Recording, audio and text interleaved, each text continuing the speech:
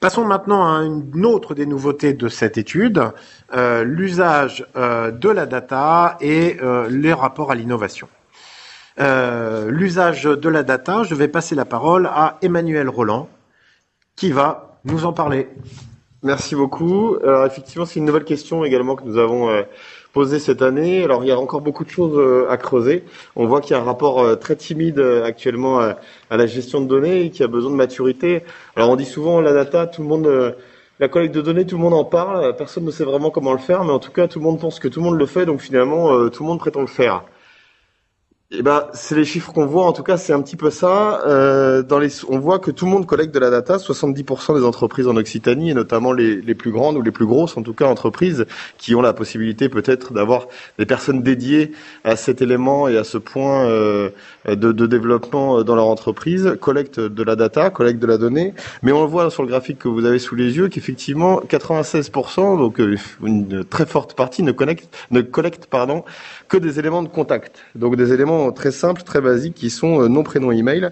Alors, c'est à se demander effectivement que font ou comment on utilise après ces éléments de data, parce qu'on le voit très vite derrière sur les 16%. Dès qu'on travaille sur des éléments de profilage, des comportements sur les réseaux sociaux, voilà, on a beaucoup moins de monde. Alors après, on se pose toujours la question effectivement du biais de notre échantillon, mais c'est en tout cas quelque chose d'assez visible et assez criant et assez segmentant.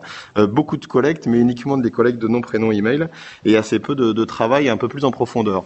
Cependant, c'est quelque chose qui est géré en interne auprès des annonceurs, et ça c'est quelque chose effectivement qui est assez primordial et important pour eux, puisqu'il faut avoir la main sur sa data pour pouvoir mieux la gérer, mieux l'accompagner, et surtout après travailler avec des vrais éléments business marketing, puisque ça sert au marketing, au ciblage et aller chercher de nouveaux leviers de croissance. Donc on le voit avec la collecte de données, nom, prénom, email, essentiellement utilisé pour des politiques d'emailing. Donc on va dire sur les éléments de base, on est vraiment sur les éléments classiques d'une data.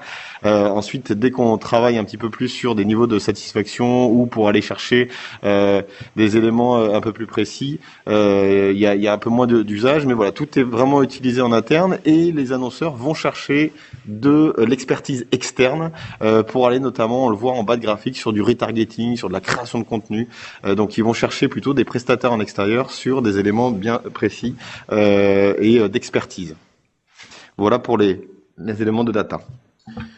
Parlons maintenant d'innovation. On a voulu essayer de voir un petit peu quel était le rapport à l'innovation des professionnels. Je ne sais pas si vous vous souvenez, c'était un des éléments de questionnement de la première version de l'étude.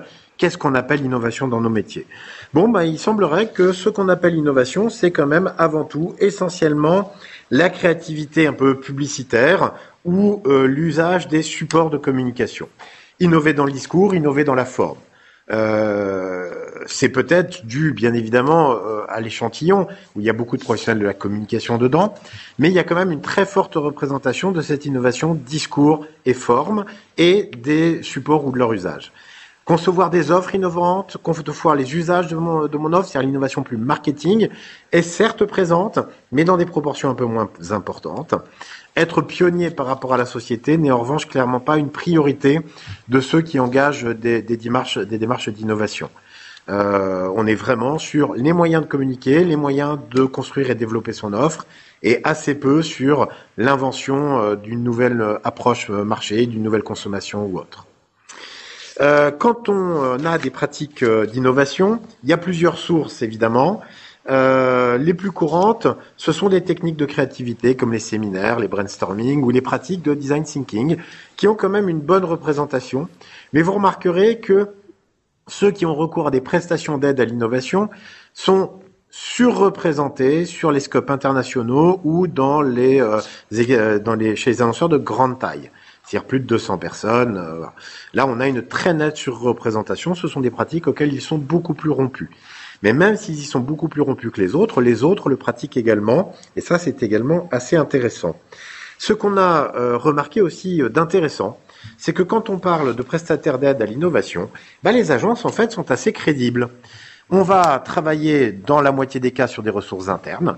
Quand on est une grosse entreprise, on a souvent effectivement des ressources internes qui permettent de travailler ce genre de domaine, en tout cas qui qui mettent en place ce genre d'atelier. Quand on fait appel à des prestataires extérieurs, certes, il y a des prestataires spécialisés en innovation à 44%, mais les agences de conseil en communication et marketing sont quand même présentes dans plus d'un tiers des cas. C'est une reconnaissance de la capacité d'innovation de la profession qui est, je crois, assez intéressante et qui est peut-être aussi cohérente avec ce qu'on a vu un petit peu plus tôt sur la motivation, sur la création et les outils de communication. Après tout, c'est vrai que si on engage une démarche d'innovation avec des professionnels du marketing et de la communication, on va vraisemblablement avoir une démarche d'innovation centrée autour du marketing et de la communication, bien naturellement.